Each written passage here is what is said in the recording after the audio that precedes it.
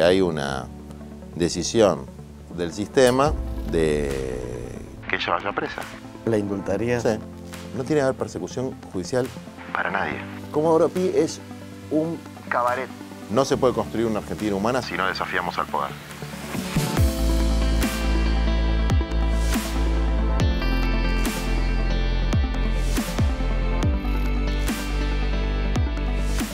Hace 2 años, cuando te entrevisté en la Feria del Libro, recuerdo que después de la entrevista, mientras te aplaudían, te dije, hablaste como candidato presidencial. ¿Y ahora? Bueno, me tocó cumplir esta tarea bastante inesperada y fortuitamente. Nuestra estrategia era que hubiese un recambio generacional, un trasvasamiento generacional, como decían antes. Ese famoso transferir el bastón del mariscal. Un programa claro de transformación social, de grandeza de la patria. Y un barajar y dar de nuevo, ¿no?, en la estructura de poder en la Argentina. Y veíamos que eso lo podía representar Guado de Pedro. Y trabajamos por eso durante un año, haciendo recorridas por todo el país, construyendo un plan de desarrollo humano integral. Y bueno, finalmente pasó lo que pasó. Y ahora asumimos con mucho compromiso la tarea de intentar representar lo que no está representado en el establishment político. Y vamos a hacer lo mejor que podamos. Vamos a hablar como vos, como precandidato. Después pasaremos si llegás o no, a quién apoyás o a quién dejás de apoyar. Pero ahora como precandidato presidencial, suponete que ganás las PASO, ¿cuáles serían tus primeras medidas de gobierno? Hay algo que es primero cronológicamente, no necesariamente lo que más me interesa o lo que más me importa, pero es absolutamente necesario, que es la cancelación de este acuerdo con el Fondo Monetario Internacional y la renegociación de un nuevo acuerdo partiendo de la base de la corresponsabilidad del staff del fondo en un endeudamiento criminal de la Argentina. Y esto no es ideología, esto no es utopía, esto no es pensamiento fantástico. Lo que pasa es que yo veo en la política muchos tipos que porque tienen un traje son pintones y, bueno, ni siquiera hablan muy bien inglés tampoco, pero han viajado un par de veces a Estados Unidos, creen que eso les da cierta autoridad como negociadores. Y la verdad es que han negociado muy mal para la Argentina. Muy mal. Nuestro acreedor fue un acreedor irresponsable y existen múltiples mecanismos para que el acreedor irresponsable tenga que ser corresponsable en la deuda. Nuestro pueblo, nuestra industria, nuestras pymes no pueden cargar con el tremendo costo de una deuda de más de 45.000 millones de dólares, que la pagamos todos, no es que la paga el gobierno. Entonces ahí hay una primera cuestión, desde el punto de vista cronológico. Hay un segundo tema que es revertir algunas onceras que tenemos en Argentina. Gasoducto, hidroeléctricas, litio, toda esa riqueza en la que algunos ven una etapa de bull market. Lo que revelan en realidad es un modelo absolutamente estúpido, no solamente injusto, sino estúpido, de manejo sustentable de los recursos. Si uno va al Chocón, por ejemplo, donde está una de las grandes hidroeléctricas que tenemos en el país, la gente del Chocón, en Neuquén, paga 3 veces lo que pagamos en la ciudad de Buenos Aires de electricidad. Y muchos ni siquiera tienen. Uno va a Salilecuó y ve un extraordinario gasoducto fundamental para la economía argentina. 40% de las familias sin gas. 40% de las familias sin gas. Y uno mira las reservas de litio y lo que ve es un proceso represivo y de deterioro de la democracia en Jujuy con el solo objeto de que eso se la lleven en pala las multinacionales y 3 o 4 políticos corruptos que están ahí. Nosotros tenemos entonces como segundo punto que recuperar esa riqueza y convertirla en un factor, primero, para fortalecer la educación de los pibes, que está hecha a torta, y segundo, como un factor de desarrollo con mano de obra argentina, con valor agregado de nueva industrialización. Y el tercer punto, que tiene íntima relación con los dos anteriores, que son las condiciones de posibilidad, es trabajar en la agenda de tierra, techo y trabajo, que es una agenda desde luego para los que fueron descartados del sistema, pero también para los que están siendo descartados del sistema, que son los hijos de la clase media, que no se pueden comprar un departamento ni aunque laburen toda la vida, que ni siquiera pueden alquilar. Es cierto. No se pueden ir de la casa de los padres. No se pueden ir de la casa de los padres. Entonces, es para los de abajo y es para los del medio. Y nosotros ahí tenemos una serie de propuestas absolutamente viables, que no es decirle a la gente vamos a construir 1 millón de viviendas en 4 años porque no nos da la nafta. Pero nosotros podemos hacer seguro 500.000 de lotes con servicio para que cada familia, de cada persona se vaya construyendo su propia casa. ¿Los lotes de dónde salen? Los lotes son de tierras públicas, que hay cualquier cantidad, y también de tierras privadas que se compran. El tema es, y no quiero dar la explicación técnica, pero es básicamente lo que hicieron los desarrolladores inmobiliarios con los countries, que es compraron la tierra cuando estaba zonificada como tierra rural y vale $10.000 la hectárea, y después cuando cambia la zonificación, eso vale $1 millón. Entonces, bueno, los que tienen plata y poder coimean al Consejo Deliberante para que cambie la zonificación. Nosotros, de una política pública planificada, vamos a hacer lo mismo sin coimear a nadie y destinando esos lotes a los sectores medios y bajos, en barrios dignos, con salita, con escuela, con calles, con luz, con agua, con cloaca, donde después te puedes ir construyendo, de acuerdo a un código de urbanización, de a poquito tu vivienda. Eso lo podemos garantizar. ¿Y eso no es una utopía? Eso es muy fácil de hacer. De hecho, ¿Y por qué no es barato. ¿Por qué no lo han hecho? Inclusive el gobierno que vos has apoyado. ¿Este gobierno decís? Este gobierno, el anterior. No, el anterior no lo apoyé de ninguna manera. Los gobiernos de Cristina, mira, se da la paradoja de que yo durante los gobiernos de Cristina tenía una visión bastante crítica, precisamente por temas como este, urbanización de barrios, acceso a la vivienda, creo que fueron los déficits del gobierno de Cristina.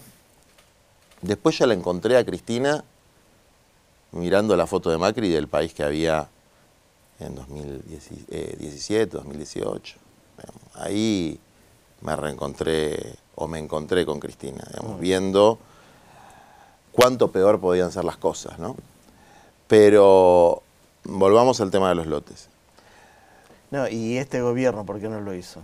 Este gobierno hizo muy poco. Este gobierno administró a la baja una realidad que ya venía complicada y no tuvo una vocación de transformar, no tuvo una vocación de desafiar al poder, porque muchos son parte del poder,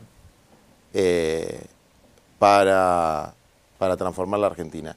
Y para transformar la Argentina hay que desafiar a distintos poderes, a distintas corporaciones. La corporación inmobiliaria es una de las corporaciones, ¿no? Porque hay muchas tierras que están reservadas para la especulación y no para el uso humano de las tierras. Y no estamos hablando de expropiar a lo Venezuela, ni de nacionalizar todas las tierras de la Argentina. Estamos hablando de que cada familia en un país donde no hay escasez de tierra pueda tener un lote de 250 metros, de 500 metros, y eso se puede hacer. A vos se te corre con eso, con que llegás y querés expropiar, sacar. Mira, yo no quiero sacar nada a nadie. Sí creo en la distribución justa de la riqueza, que afecta fundamentalmente al 1% más rico. Es decir, hay un mito en la Argentina de que los ricos pagan muchos impuestos. Y pagan pocos impuestos si lo comparás con los países con altos índices de desarrollo humano. Noruega, Dinamarca, Suecia, Alemania, tienen regímenes impositivos que gravan Francia, las grandes fortunas que gravan fundamentalmente el patrimonio. Acá los que ponen los impuestos son los laburantes a través de un mecanismo que es el impuesto a los pobres, primero la inflación y segundo el IVA. El IVA es un impuesto que cuando va a comprar un sachet de leche la empleada doméstica del más rico de los ricos, paga lo mismo a nombre de su patrón que el más pobre de los pobres de sus hijos cuando va a comprar ese mismo sachet de leche. Es un impuesto absolutamente regresivo e injusto. Entonces, desde luego que hay que distribuir y equilibrar la balanza. Solamente hay impuestos más bajos a los ricos en Zambia, en Zimbabue, en el Congo, es decir, en los países que tienen rémoras coloniales. Entonces, Y eso permite aliviar los impuestos de los sectores medios y de las pymes. Y te voy a dar un ejemplo más, que algo que ni siquiera es subir impuestos, que es eliminar privilegios. Vos sabés que hay un renglón en el presupuesto que se llama promoción industrial. Sería extraordinario si fuera promoción industrial, pero son privilegios. Uno, tal vez el más ridículo, son los privilegios a la megaminería.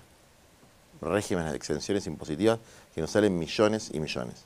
Y otro es las exenciones impositivas al más corrupto de los poderes, que es el Poder Judicial, que nos sale más o menos 200.000 millones de pesos por año. Eso lo sacarías. Pero yo agarro el régimen de promoción industrial, que son 4,5 puntos del presupuesto, agarro una viroma y empiezo a tachar. Tacho, tacho, tacho, tacho. Son todos privilegiados. Son todos curros estamentales de amiguismo entre la política y el poder económico. Vuela todo eso. Terminamos el déficit fiscal. Digamos, hay cosas que, insisto, no hay que ser un genio, hay que mirar el presupuesto. Y con el Poder Judicial que lo nombraste, ¿qué harías? El Poder Judicial tiene la característica de no renovarse electoralmente. No hay un mecanismo de democracia social, popular, que permita que se renueve como se renuevan los legisladores, como se renueva el presidente, el Poder Ejecutivo, etc. Entonces, viene de un proceso de degradación, un proceso de degradación que no implica únicamente problemas para los políticos, si se quiere, o para el sistema político. Implica problemas para la vida cotidiana de la gente. El servicio de justicia es un asco. Cualquier familia que tiene que hacer una denuncia se encuentra con una pared, se encuentra con un laberinto kafkiano. Cualquier madre que tiene que reclamar la cuota de alimentos. Cualquier laburante o empresario que enfrenta un juicio laboral. Laberintos kafkianos. Expedientes de papel, recién ahora están empezando a digitalizar porque siempre se resistieron. Entonces, ¿qué es lo que planteo yo? Que tiene que haber un fuerte control social sobre el cumplimiento de los plazos, el cumplimiento del horario laboral de los jueces y desde luego que tienen que pagar impuestos como todo el mundo. En relación a la Corte Suprema de Justicia, Sí. que es una corte que tiene un origen ilegítimo, que fueron los decretos en la época de Macri, que después se subsanó, pero que queda esa ilegitimidad y esa mancha de origen, porque si vos aceptaste que te nombren juez por decreto, caso de Rosati y Rosencrantz, no sos un juez pro vos.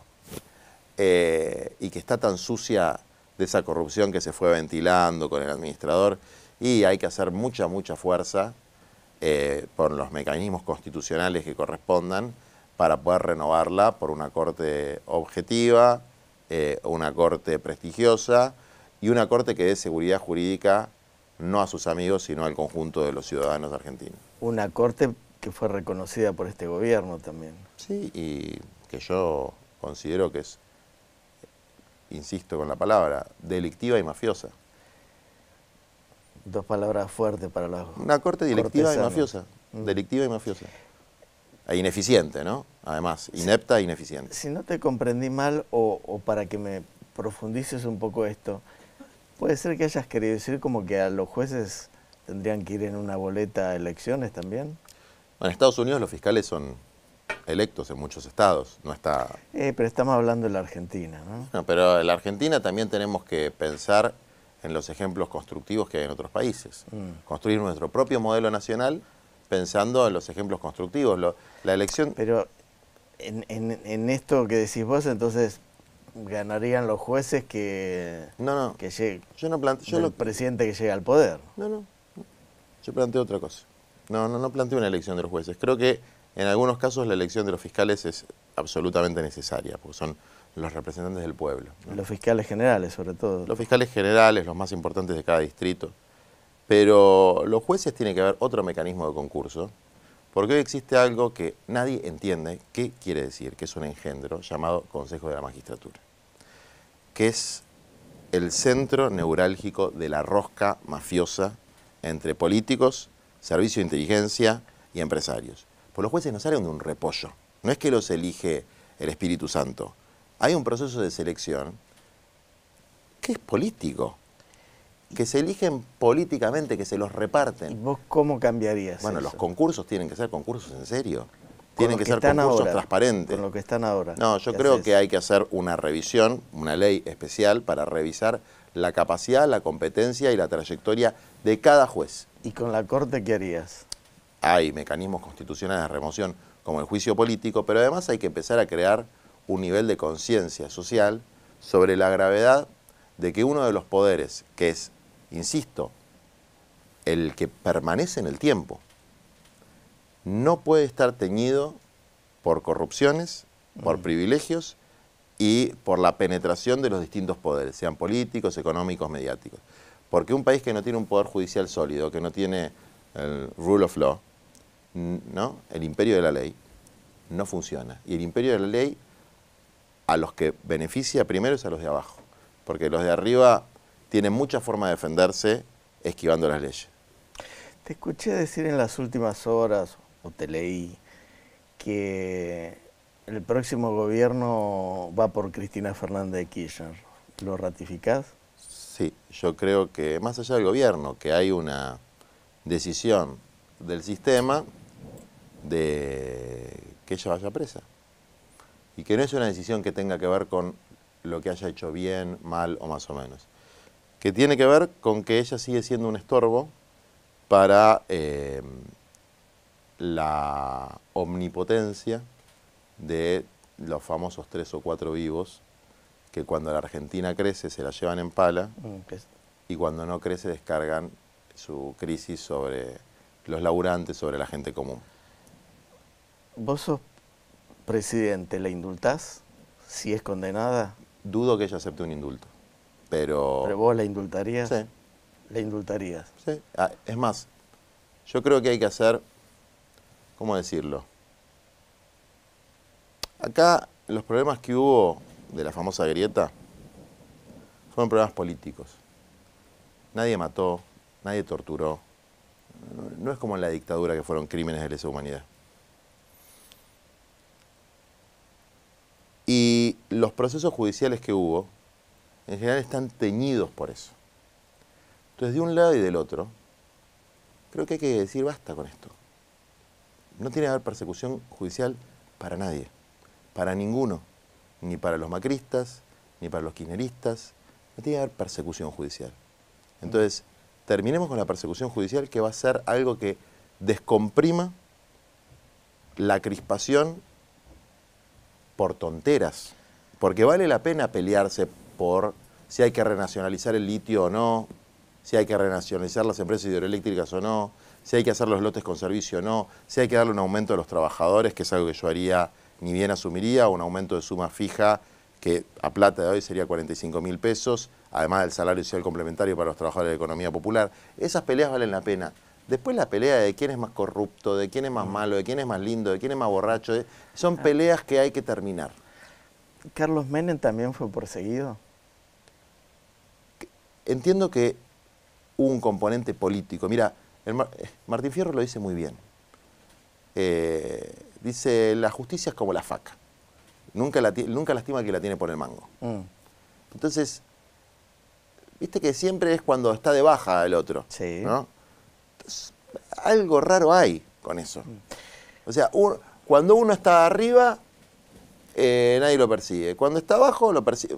Algo raro hay. No, te pregunto esto porque recién me decías que le indultarías a Cristina Fernández. Sí, igual estoy seguro que ella no aceptaría ningún indulto. Está bien, pero vos la indultarías. ¿Y sí. a Carlos Menem lo hubieses indultado? Pasa que yo no puedo hablar de otra época porque no estuve, pero te diría, imagínate que Macri tuviera una causa por corrupción, estuviera procesado, etcétera, y yo considero que son causas que están viciadas de parcialidad política, como probablemente sucedería, ¿no? Obviamente, lo indulto también. No te quepa la menor duda.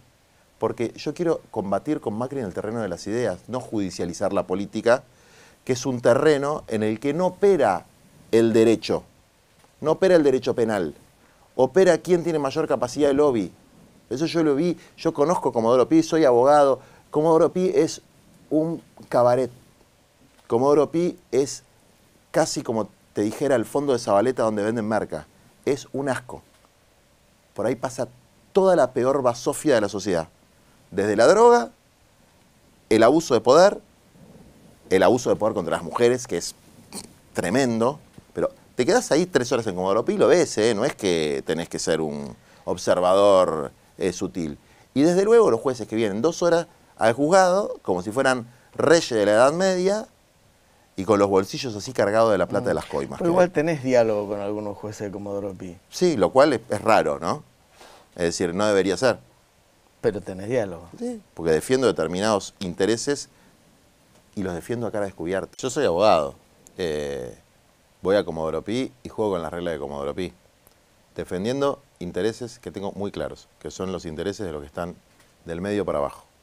La última vez que estuve en Comodoro Pi fue porque a una señora muy aseñorada, con mucho respeto lo digo, se le había ocurrido que si comprabas vidas del, ¿cómo se llama el jueguito que decía Susana Jiménez? Del Candy Crush.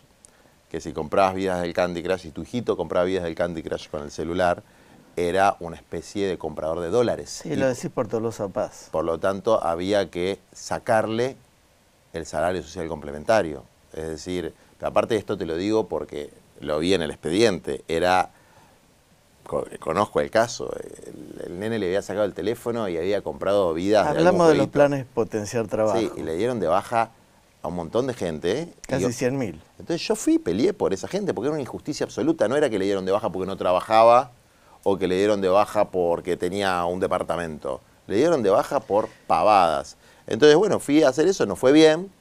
Y después, con Tolosa Paz, que insisto, a veces me dan bronca esas actitudes, ¿no? O sea, son actitudes tilingas. Me molestan esas actitudes. Que muestran cierta sentimiento de superioridad, ¿no? E incomprensión y falta de empatía. Como que un poco negligentes. Tampoco tengo nada personal en contra de ella. Algunas cosas hizo bien también. Pero esto no me pareció una barbaridad y desde luego ahí voy con toda... Mira, yo aprendí durante mi vida y tengo, creo que una de las pocas habilidades que tengo es yo sé negociar. Y negocio con las reglas del espacio en el que me toca negociar. Pero lo hago a cara descubierta y con mucha claridad en relación a los intereses que represento. Salió el tema recién por Comodoro Pi del potenciar trabajo, de los planes sociales. ¿Qué harías con los planes sociales? Ayer estuve en un encuentro en la Universidad del Salvador y un pibe joven del PRO me hizo la misma pregunta y también preguntó con los piquetes. Entonces me acordé de esa frase de Macri que decía, ¿lo resuelvo en 5 minutos? Bueno, entonces, parafraseando a Macri, lo resolvería bastante rápido. Porque, ¿qué pasa cuando hay un piquete? ¿A qué está yendo la gente? Está yendo a pedir cupos del potencial trabajo. Sí. ¿Cómo hace un dirigente, un mal dirigente, vamos a decir? Una persona que quiere utilizar a los demás para llevarlos arreados a un acto político, vamos a decir. Juega con el miedo que puede tener alguien de que se le dé baja. Aunque ya hay reglas muy claras de que no le puede dar de baja, existe una Carta de Derechos y Obligaciones impulsada por nosotros y mecanismos y canales de denuncias para que esas cosas no suceden, siguen sucediendo. ¿Cómo haces para que no suceda más? Haces que la política sea de acceso de todas las personas que están en la misma situación. Si todas las personas que necesitan un trabajo mínimo, es decir, una semana laboral de 20 horas, de media jornada de trabajo, por medio salario mínimo, que la Argentina se lo puede garantizar a todo el mundo. Si eso, en vez de ser para unos pocos, es para todos los que están en esa situación, se terminó todo el problema. Entonces, mi planteo es la universalización, desde luego, lo vengo diciendo hace mucho tiempo. Ahí coincidís con Eduardo Beriboni, el Polo Obrero.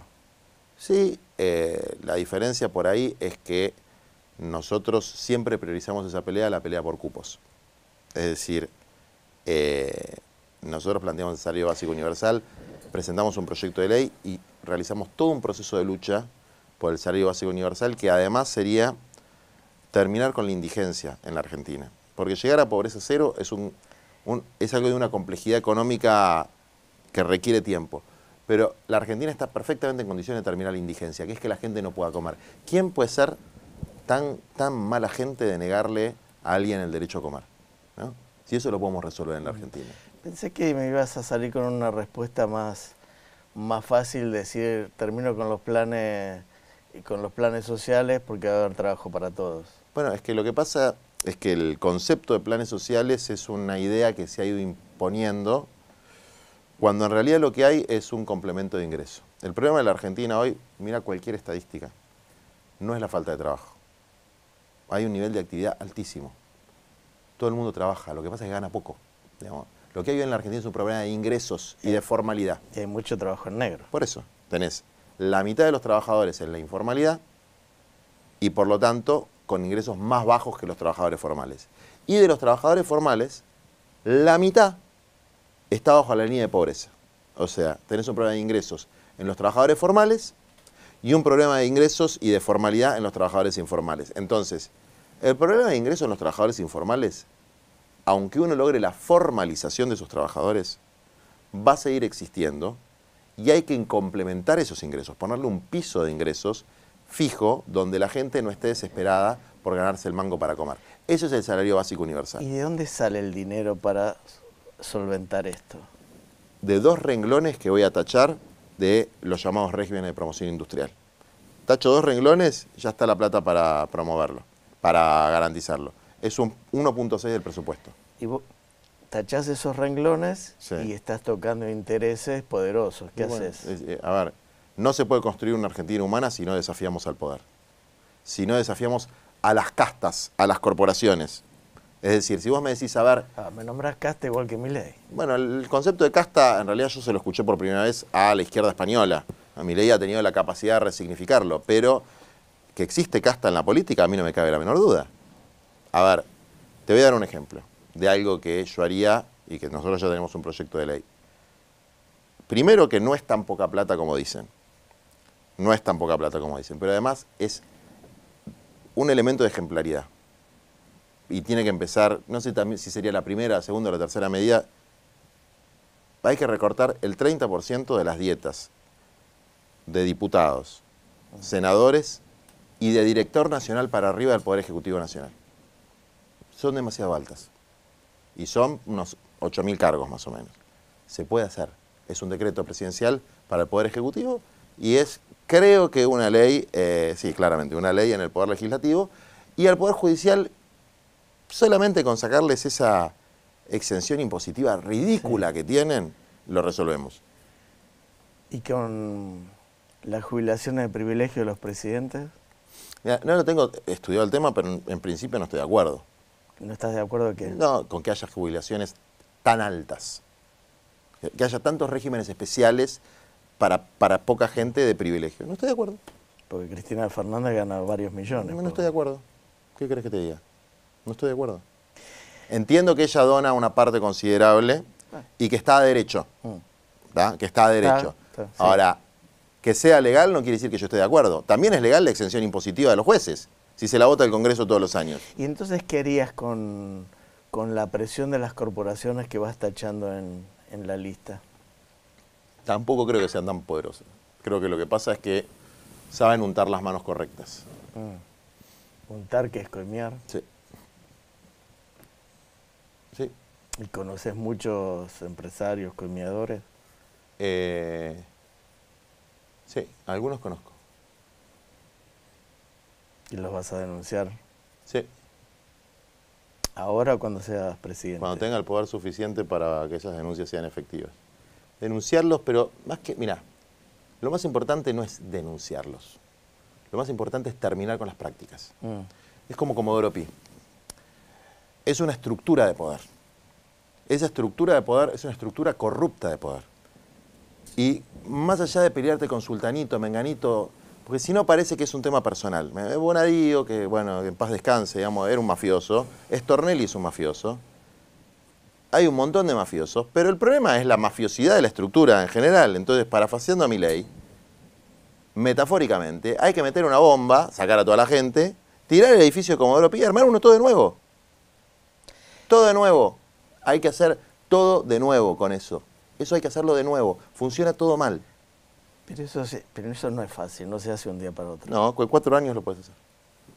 ¿Vos cambiarías a todos los jueces?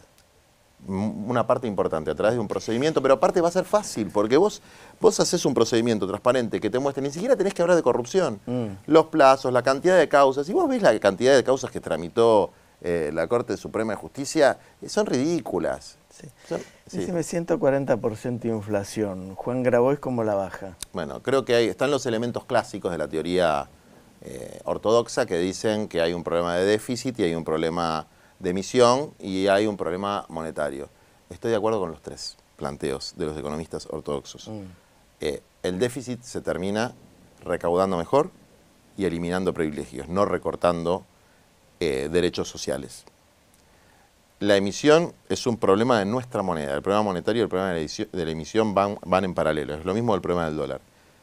Para mí el peso está muerto. El peso está muerto. Hay que cambiar la denominación de la moneda. Y hay que anclarla a un conjunto de monedas latinoamericanas, particularmente al real brasilero. ¿Por qué? Porque nosotros no podemos anclarla al dólar, porque nuestra base monetaria, para poder dolarizar, si se quiere, o hacer una convertibilidad, necesitaríamos por lo menos, según los cálculos más modestos, 70.000 millones de dólares. No los tenemos. En cambio, anclarla a una moneda fuerte, como el real, nos permite la estabilidad de reconocer además que hemos tenido un mal manejo monetario, Sí. y con una economía que es complementaria a la nuestra. Si no mal no recuerdo, Alberto Fernández y Lula da Silva hablaron de una canasta de moneda. Eso es lo que vos... Yo veo que por ahí va la cosa.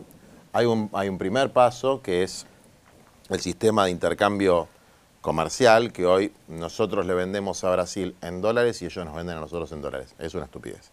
Nos tenemos que vender en nuestra propia moneda o tenemos que tener un sistema de emparejamiento comercial para no depender de divisas exteriores para el comercio binacional. Eso es claramente una tontera. Entonces, yo creo que un euro del Cono Sur es posible y hay que ir en esa dirección. Eso por un lado, ¿no? Eso en relación a los elementos clásicos de la teoría económica. Ahora, aquí hay distorsiones de los precios en la cadena de comercialización, en los grandes supermercados, pero uno solamente tiene que ver las ganancias de los supermercados y el aumento del share de los supermercados. Entonces, el problema de controlar a los comerciantes deshonestos, sobre todo a los grandes comerciantes, es un problema ineludible. Entonces, yo cuando veo a mi rival en Las PASO en un acto con un gran empresario de supermercados, Coto, contra el que no tengo nada personal, hablando de lo amigos que son, de cómo le pide consejos antes de asumir el ministerio, de un nivel de connivencia y de amiguismo que a mí me parece incompatible con la necesidad de controlar que Coto no le saque del bolsillo a la jubilada, al ama de casa, al laburante, la guita que necesita para llegar a fin de mes con aumentos totalmente desproporcionados. Sí. ¿Y vos solo con eso crees que se baje la inflación? No, te acabo de decir. Hay una serie de medidas que son las clásicas. Eliminar el déficit, fortalecer la moneda. ¿Y la no clásica qué sería? Garantizar que no te afanen los comerciantes, que no te afanen la cadena de comercialización y desconcentrar la economía, porque si vos tenés 2 proveedores de aceite, y eso acá y en cualquier lugar del mundo, existe la ley antitrust en Estados Unidos y en Europa hace cientos de años porque el monopolio genera un aumento ridículo de los precios. Esto es así. Recién nombraste a tu rival en Las PASO por Sergio Massa. Termina el domingo de elecciones y ¿quién va al búnker de quién a saludar? El que gana, supongo. No sé cómo funciona. Igual, la cortesía política no sé muy bien cómo funciona. Yo lo que tengo claro es que si uno forma parte de una coalición, el que gana, gana y el que pierde acompaña. Eso es, si no sería una estafa, no una coalición. Ahora, eso no es un cheque en blanco. Bien. Porque si el rival no asume una parte del planteo programático que hace el candidato que perdió, vamos a decir, o él, sí. yo o él, y va a ser un poco difícil que, aunque yo diga acompaño, las personas que me votan por nuestro programa, por nuestras ideas, voten a alguien que ni siquiera las mencione. Va a ser medio difícil Vamos a usar el discurso del gasoducto como ejemplo, ¿no? Yo lo escuché en primera fila atentamente, Sí. como ministro de Economía. Fui, me senté, viajé 7 horas, porque no me arrancaba el helicóptero, entonces me fui en combi. Viajé 7 horas, vi cómo bajaba mucha gente muy importante de helicópteros, vi una escena espantosa que le pido por favor a Unión por la Patria que no lo vuelva a hacer, que es que había una carpa para la gente importante. Adelante estábamos los jetones, atrás había laburantes que habían estado con todo el proceso. Bueno, eso es ponerle que son las cosas que típicas, ¿no? Hay unos adelante y otros atrás. El problema es que había gente afuera, pero no afuera, ahí afuera. A 200 metros o 300 metros hay un corralito con unas 5.000 personas de sindicatos, movimientos sociales, etcétera, mirando una pantalla. Es una metáfora de lo que pasa en la sociedad. Hay una carpa para algunos y los otros chupando frío como decorado de la política. Eso es patético. O sea, por favor, que no se haga más. O sea, la próxima vez me voy. Pero en el discurso, Massa habla de la importancia del gasoducto y explica muy bien la importancia del gasoducto para la cuestión vinculada a las divisas, para el ahorro de divisas, para la posibilidad de obtener más divisas a través de la exportación, de la importancia de Vaca Muerta. Yo no le escuché hablar una sola vez de las familias, de las personas. Entonces, si en la ecuación no está el ser humano, no es un proyecto humano. Por lo tanto, en el caso que él ganara, va a tener que empezar a hablar de que le llegue el gas de red a las familias, de que en los barrios populares, donde el 98.5% no tienen gas de red, también lo tengan, y en los lugares de extracción, como Añelo, por decirlo de alguna manera, lleguen las obras. ¿Qué te tiene que asegurar o qué te tendría que asegurar en caso de ganar las PASO Sergio Massa a vos para que lo apoyes? A ver, insisto, a mí no me tiene que asegurar nada, se lo tiene que asegurar el electorado. ¿Por qué? Porque en el escenario político argentino, que nosotros tratamos de torcer, estamos tratando de torcer, lo que se ha generado por una estrategia muy inteligente de un sector del círculo rojo, vamos a llamar, que ha tenido una capacidad impresionante para influir en la política argentina, es jalonar a todo el sistema político hacia posiciones de derecha antipopular, deshumanizante, represiva, a través de la figura de Milei, a la que ahora están atacando y queriendo destruir. Entonces se corrió a la derecha Rodríguez Larreta, que tenía una posición de centro moderado, Patricia Bullrich, que era de derecha, se fue a la extrema derecha, y Unión por la Patria, ex Frente de Todos, se fue al centro. Entonces se corrió todo el espectro político y hoy lo que tenemos para elegir, después de unas PASO, en las que vamos a suponer que ganan los candidatos del establishment, ¿no? Vamos a tener que elegir entre un modelo de ajuste con represión muy dura y muy antidemocrática, como lo que pasó hoy en Jujuy, que ayer entraron a patadas con la policía en la Universidad Nacional de Jujuy. Es algo que no pasaba desde la dictadura, ¿no? O sea, además de las detenciones arbitrarias, además de la utilización del delito de sedición, una cosa inverosímil. Imagínate que tenés un pibe estudiando en la Facultad de Derecho de la UBA en Medicina y entra la policía a patadas a meterlo preso porque es un sedicioso. Eso no se ve en la Argentina desde la dictadura. Entonces, tenemos esa propuesta, todo el tiempo corrida por derecha, porque Morales hace eso y Petri, que es el vice de Bullrich, te dice, sos muy blando, ¿no? Es como una especie de, no sé, de prueba constante de endurecimiento. Yo los veo muy blanditos a todos igual. Y por el lado nuestro,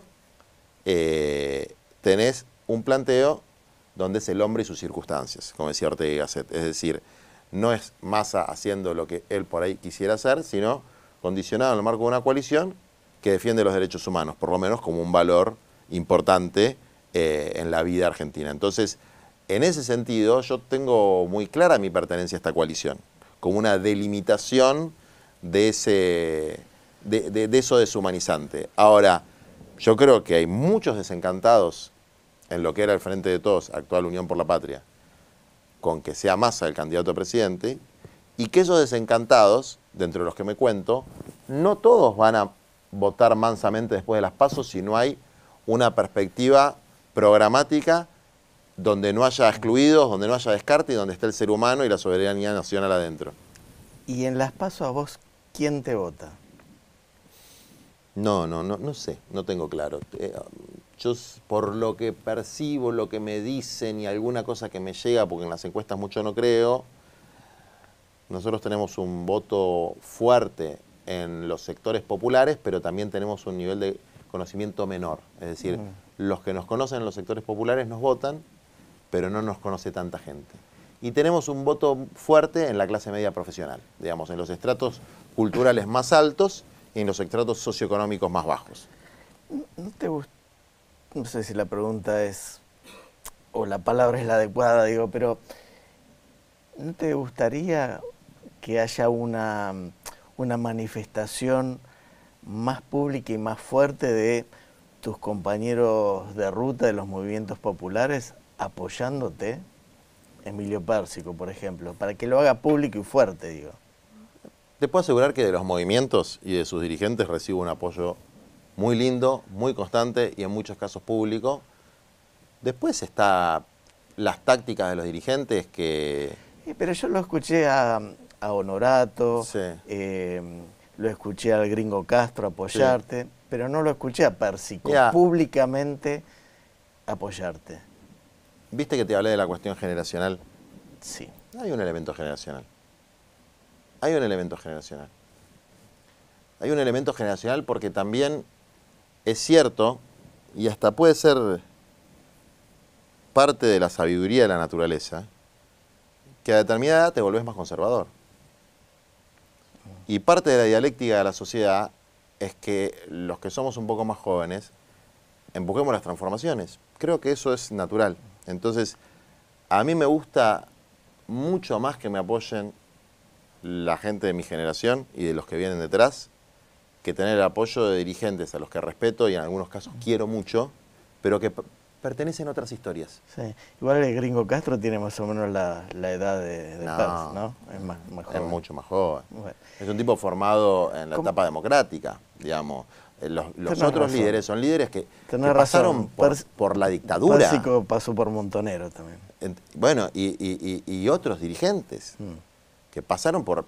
Tienen una mentalidad formada en un momento donde había asesinatos, desapariciones, las cosas se arreglaban los tiros. Entonces, todo eso, todo lo que genera eso psicológicamente, bueno, eso ha configurado un modelo mental que digo, no es ni mejor ni peor que el nuestro, pero es distinto. ¿Cómo vas a hacer para fiscalizar la elección? Bueno, ahí tenemos, a ver, para la fiscalización y para el financiamiento, sí, que nosotros no tenemos otra forma que apelar a nuestros simpatizantes, a nuestra militancia. Aparato no tenemos, ¿no? Plata y miedo no tenemos.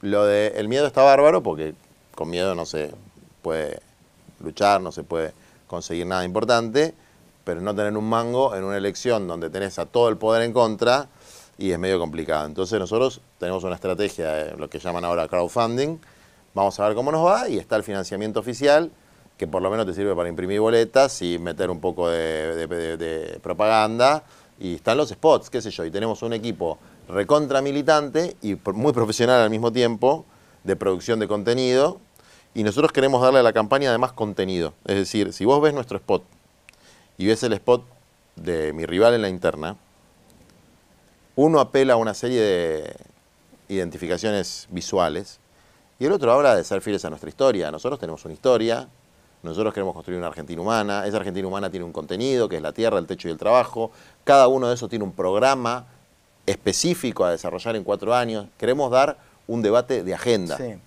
En uno de los spots decís algo así como, dejemos de ser colonia para ser nación. Sí. Es, digamos, como una frase de los 70 también. Bueno, pero hay cosas que cambiaron y cosas que no, digamos. Nosotros tenemos una administración semicolonial en la Argentina. Por decirlo de alguna manera, coadministramos nuestra economía con los técnicos del Fondo Monetario Internacional. Es un dato de la realidad. Ellos revisan trimestralmente lo que hacemos y lo corrigen. Entonces, no son argentinos. no son personas que piensan en los intereses de los argentinos, son nuestros acreedores y nuestros acreedores se meten en el manejo económico de nuestro país. Vos llegarías atado con eso. Sí, yo ya dije, lo primero que voy a hacer es cancelar ese acuerdo. Bien. Ese acuerdo no va. Vivís en el... Hay que renegociar, porque una parte de la deuda la tenemos, pero es una parte, no es toda. No es toda la deuda. Sí, es verdad, me lo dijiste al comienzo. Vivís en el conurbano profundo. Sí. El narcotráfico, ¿qué Sí. hacemos? Es Hay terrible. el narcotráfico y la criminalidad violenta. La criminalidad violenta aparte se está degradando a el cachivacherío que te matan por un celular, digamos. O sea, no es que es una banda organizada, un grupo comando que va a saltar un banco, ¿no? Entonces, nosotros tenemos un planteo de cómo se resuelve eso, que es por arriba, por abajo y por el medio. Vamos a empezar por arriba. La ruta del dinero. ¿Dónde va la plata de todo eso? ¿Sabes cuántas condenas por lavado de activos? Muy pocas ahí. 13 o 14 en 10 años de la ley. Evidentemente, así no vas a resolver ningún problema de narcotráfico. Digamos, ¿no? O sea, si solamente perseguís perejiles, y algo raro hay, ¿no? Entonces ahí hay una cuestión por arriba, nosotros tenemos varios planteos en relación de eso. Uno de los planteos además es la reutilización social de los bienes incautados al narcotráfico para la propia recuperación de las víctimas del narcotráfico, que son los adictos. Por el medio es la profesionalización de la policía y el bienestar del personal, porque se habla mucho de las pistolitas, del patrullerito, etc. Pero el que está dentro del patrullero es una persona que está estresada, mal paga, que le cambian los horarios todo el tiempo, que tiene problemas serios de salud mental, las estadísticas son tremendas, de violencia de género, de abuso laboral. De suicidios. De entre los suicidios. policías. De suicidios. Entonces, ¿por qué los suicidios? A ver, por cada uno que se suicida tenés 100 totalmente estresados. Entonces, así no puede laburar nadie bien. No hay ninguna posibilidad de laburar bien. Entonces, de nuevo, el ser humano. Es más importante el ser humano que la goma del patrullero, que también la tienen que tener, ¿no? Entonces, el ser humano. Y por otro lado, por abajo, vamos a decir, hay que analizar las causas de la criminalidad.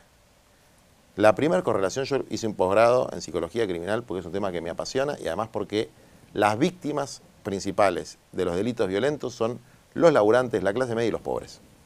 No son los multimillonarios. Entonces, la principal correlación, ¿sabes cuál es? La deserción escolar.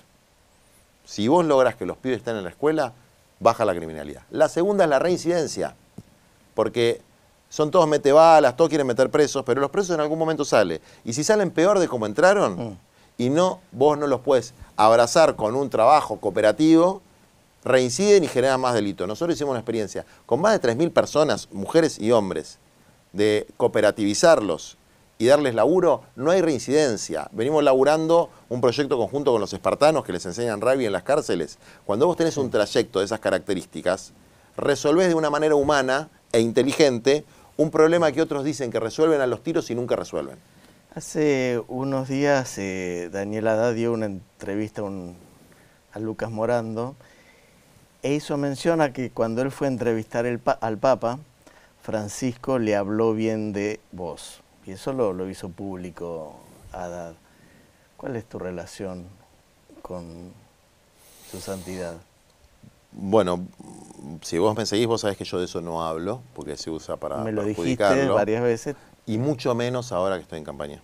Así que no puedo decirte más que es una inspiración principalísima de nuestro pensamiento social, que para entender al Papa hay que leerlo, ¿no? Hay que leer Laudato Si, Evangelii Gaudium, sus discursos a los movimientos populares, hay que escuchar sus homilías, hay que leer lo que hizo cuando era obispo en Buenos Aires, su trabajo con los curavilleros, y que es una inspiración muy fuerte para nosotros y no más que eso. Juan Graboy se tiene que presentar y decir quién es. ¿Cómo te definís? Yo soy un militante para que pongo mi vida para que cada uno de mis compatriotas tenga tierra, techo, trabajo, salud, educación y cuidar el ambiente. Y siento que esa es mi obligación como cristiano y como una persona que nació en un contexto de privilegio. O sea, que yo tuve todo.